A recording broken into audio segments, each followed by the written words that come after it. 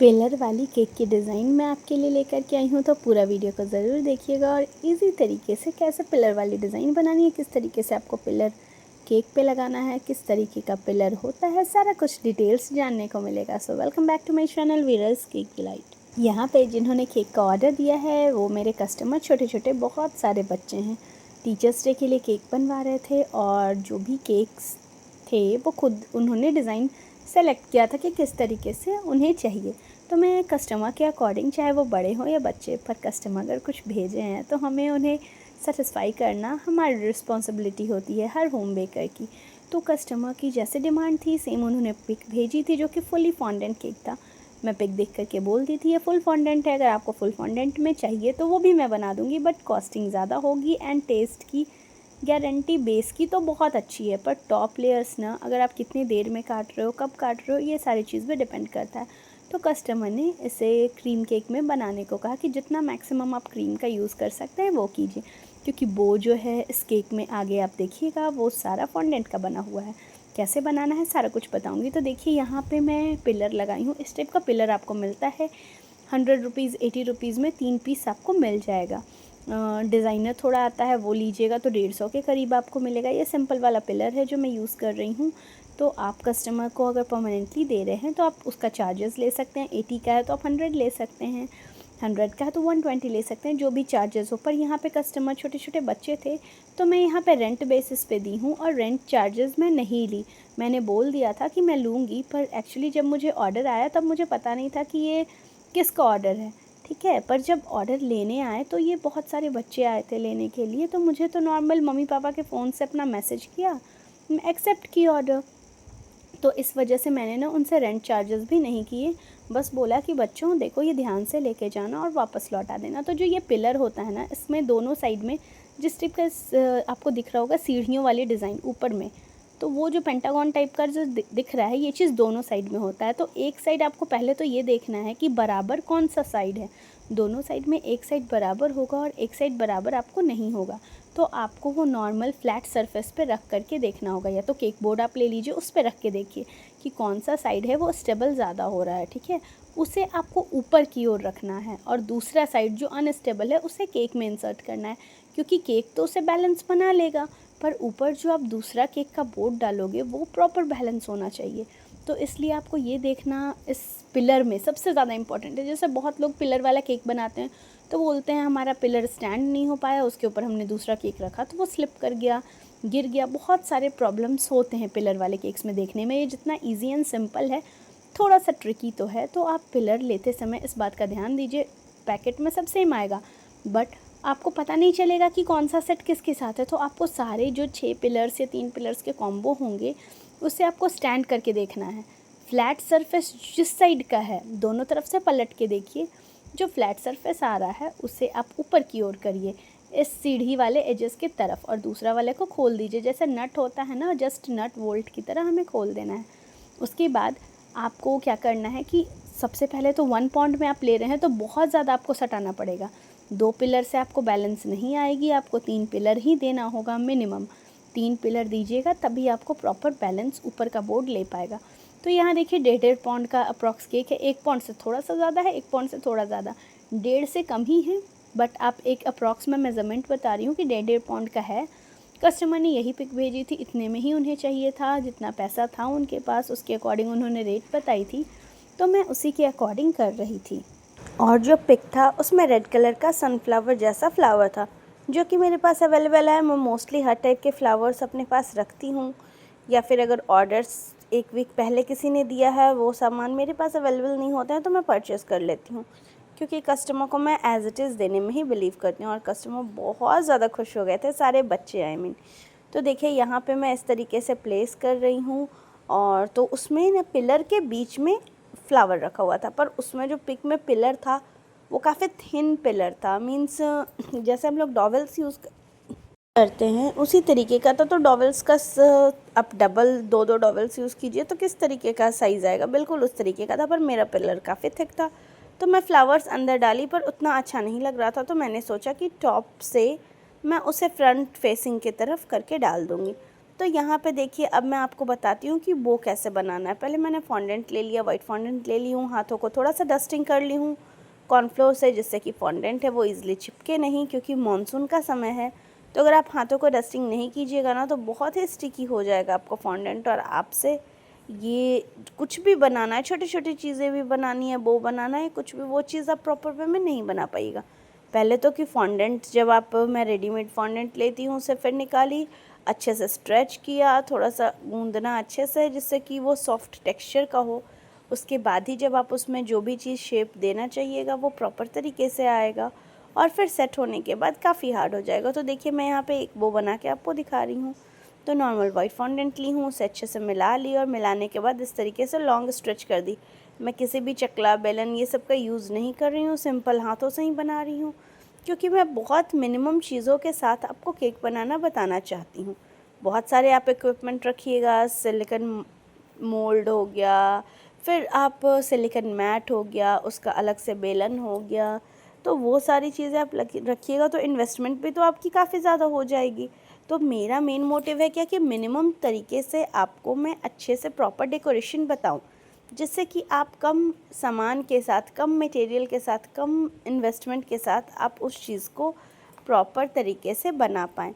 तो देखिए यहाँ पे मैं लंबा स्ट्रेच कर ली हूँ। उसके बाद साइड्स को, कॉर्नर्स को मैं कट कर दी, जैसे बो में होता है ना बीच में पतला हल्का, तो इसलिए मैंने नाइफ़ से कट कर दिया और सेंटर में ला कर के प्लेस कर दी हूँ। तो अभी गीला ही है फॉन्डेंट, तो इस वजह से वो इजीली स्टिक हो जाता है, पर आप वाटर के हेल्प से, न्यूट्रल जेल के हेल्प से, गनाश के हेल्प से आराम से इसे पेस्ट कर सकते हैं। शुगर सिरप भी यूज़ कर सकते हैं। फिर यहाँ जब मैं पेस्ट की हूँ तो देखिए ये दोनों साइड में टूथपिक क्यों लगाई हूँ। टूथपिक लगाने से ये फ़ायदा ये हुआ कि आपस में जो मैंने बो को मोल्ड किया है वो चिपकेगा नहीं। बीच में ये टूथपिक के चलते क्या होल बना रहेगा, एयर आएगा जाएगा, जब वो सेट हो जाएगा, ड्राई हो जाएगा, तो वो आपस में चिपकेगा नहीं। अगर आप टूथपिक नहीं लगाएंगे, मोटा अगर आपको स्पेस देना है तो आप वहाँ पे स्ट्रॉ लगा सकते हैं, ठीक है। पर मैंने यहाँ पे छोटा छोटा ही फॉन्डेंट, जिस तरीके से बो बना हुआ है उसी तरीके से मुझे बनाना है, तो मैं यहाँ टूथपिक बीच में लगा दी हूँ, जिससे कि आपस में जो बो है वो चिपके नहीं, जो मैं फ़ोल्ड की हूँ। उसके बाद इस तरीके से नॉर्मल हाथों के हेल्प से पतला रोल कर ली, थोड़ा सा उसे टैप टैप करके फ्लैटन कर दिया है, और नीचे में नाइफ़ के हेल्प से मैं कट कर दूँगी, जैसे वी कट होता है ना बो के रिबन में, जस्ट उसी तरीके से कट कर दूँगी।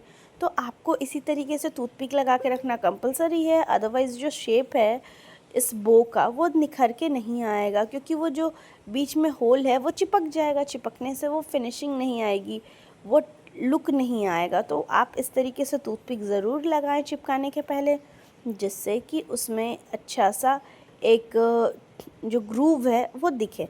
उसके बाद देखिए मैंने यहाँ पे क्या किया, इस तरीके से वी कट करके फिर सेंटर में हल्का सा पानी की हेल्प से मैं यहाँ पे पेस्ट कर दे रही हूँ। पिक में बिल्कुल इसी तरीके का बो बना हुआ था, तो मैं एज़ इट इज़ जैसा कस्टमर डिमांड करते हैं मैं वैसे ही बनाती हूँ। तो यहाँ पे मैं इस तरीके से बो का जो रिबन है वो लगा दे रही हूँ।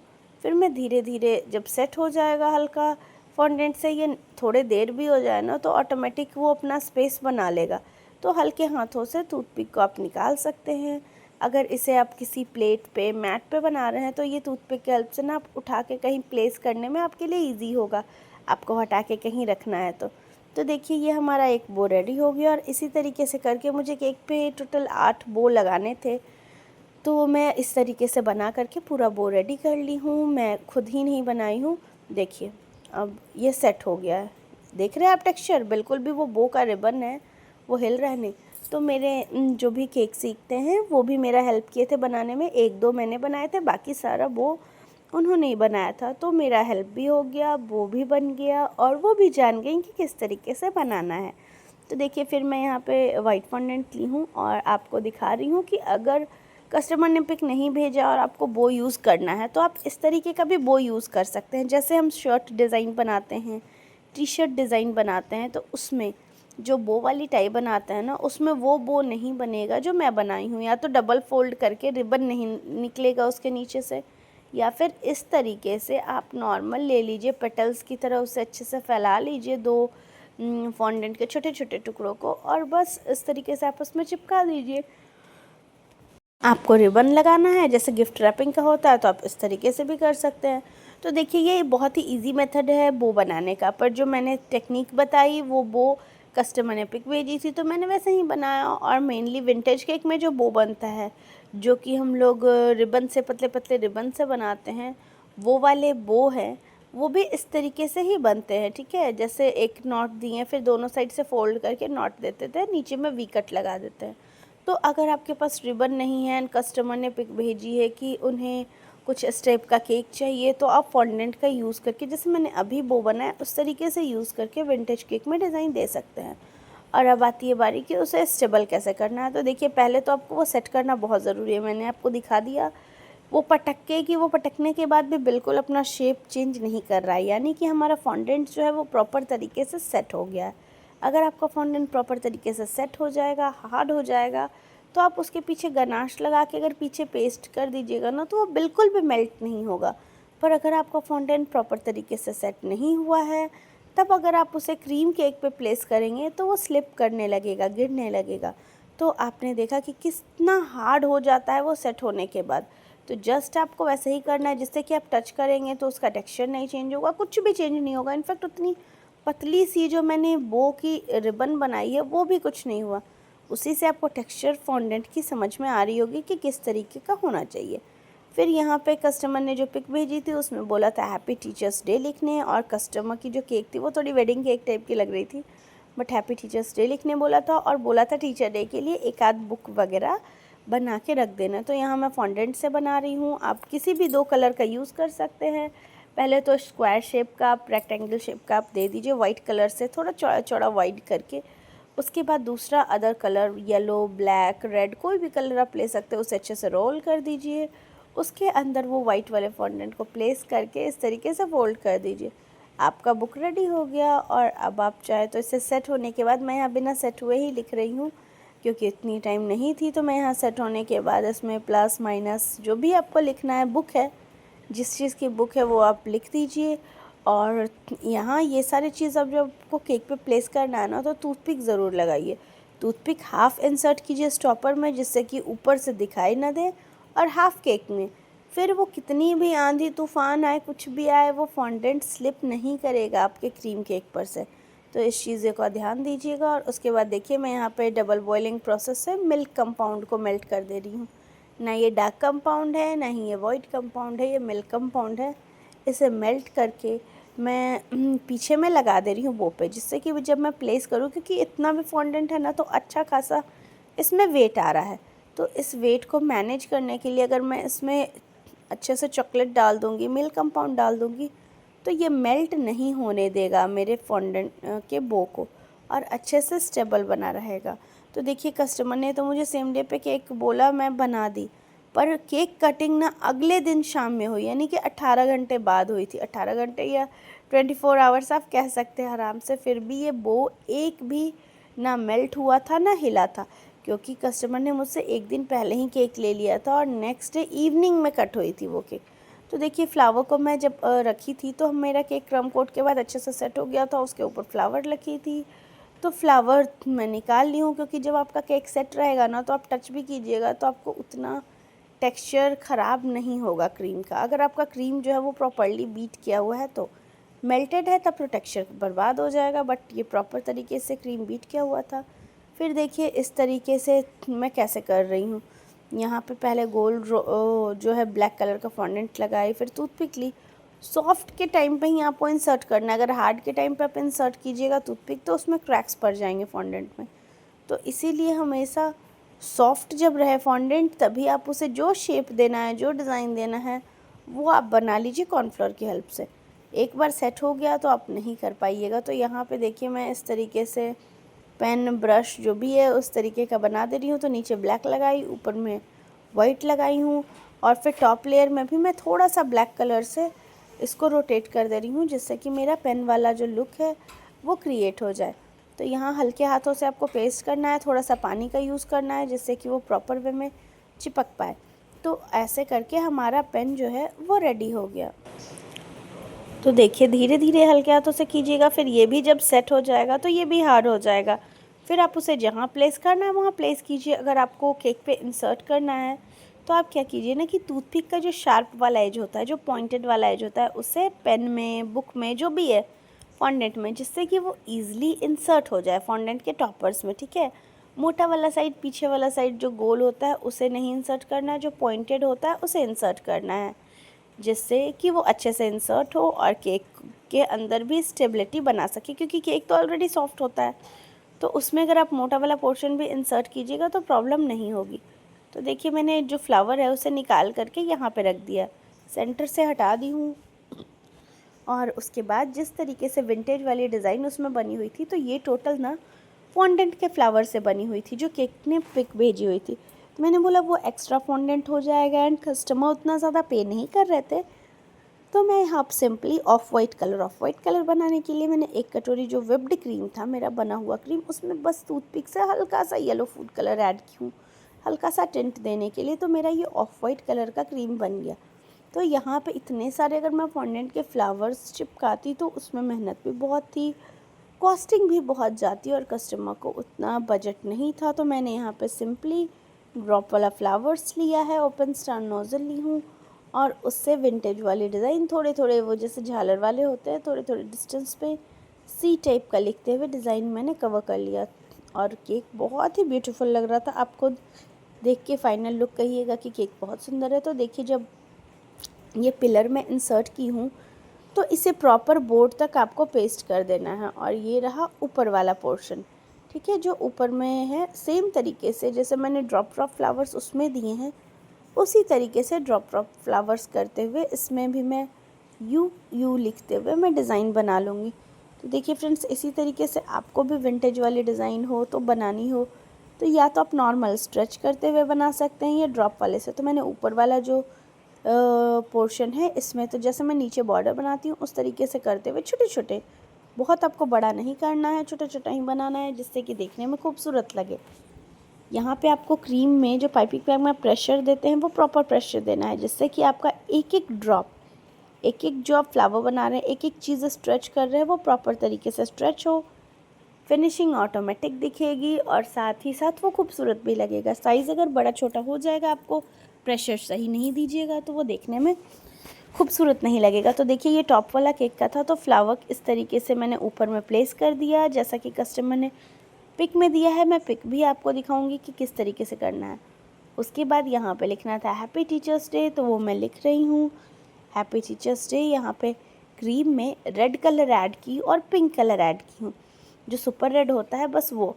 तो छोटा सा क्रीम ली हूँ 2 चम्मच के करीब और उसमें 3-4 drop super red colour add की और 1 ड्रॉप पिंक कलर। तो मेरा ये फ्लावर के कलर जैसा ब्राइट रेड कलर बन के रेडी हो गया। तो अगर आप भी इस तरीके का रेड चाहते हो तो ये कॉम्बिनेशन ट्राई कीजिएगा, रेड कलर डालिएगा। 1 चम्मच नॉर्मल आप क्रीम ले लीजिए, विप्ड क्रीम, जैसे लिखने के लिए, ड्रॉप देने के लिए, इस सब से जो चीज़ों के लिए ये छोटे छोटे पाइपिंग बैग वाले चीज़ यूज़ होते हैं। तो उसमें मैंने 3 drop super red colour add कीजिए और 1 ड्रॉप पिंक कलर, जो नॉर्मल पिंक कलर होता है वो। तो आपका इस तरीके से ब्राइट रेड कलर बन के आ जाएगा। तो हैप्पी टीचर्स डे मैंने लिख दिया। फिर जो बुक बनाई थी वो प्लेस कर दे रही हूँ। पेन बनाई थी तो पेन के नीचे भी थोड़ा सा मैंने गनाश डाला है और उसे प्लेस कर दे रही हूँ। थोड़ा सा आप क्रीम के सहारे भी आप बोर्ड पे पेस्ट कर सकते हैं, क्योंकि बोर्ड पे तो थोड़ी सी क्रीम रहेगी तो वो मेल्ट नहीं होगी, स्लिप नहीं होगी। और इस तरीके से मैंने पेन रख दिया। एक और बुक में बनाई हूँ ब्लैक एंड वाइट में, उसे भी मैं प्लेस कर दे रही हूँ। तो देखिए फ्रेंड्स, मेरा केक बन के रेडी हो गया है बहुत ही सिंपल तरीके से। पर कितना टाइम टेकिंग था, ये देखने में जितना ही सिंपल है पर मेहनत उतनी ही लगी है। तो अब आती है बारी बो की, जो मैंने आपको बताया कि किस तरीके से बो बनाना है। तो आप इसकी स्टेबिलिटी ही देख के समझ रहे होंगे कि जब मैं इसके पीछे चॉकलेट लगा दी हूँ मिल्क कंपाउंड मेल्ट करके, तो उसमें कितनी अच्छी स्टेबिलिटी आ गई है। और इस तरीके से हर एक जॉइंट के पास मैं इस बो को पेस्ट कर दूँगी। जो सुंदर सुंदर बो लग रहा है उसे मैं टॉप फेसिंग की तरफ रख रही हूँ और हल्का सा प्रेस करना है आपको, बहुत ज़्यादा प्रेस नहीं करना है। और ये चॉकलेट जो है क्रीम में ईज़िली स्टिक हो जाएगा और आपका केक स्टेबल रहेगा, चाहे आप इसे कितने भी डिस्टेंस पे क्यों ना लेके जाएं।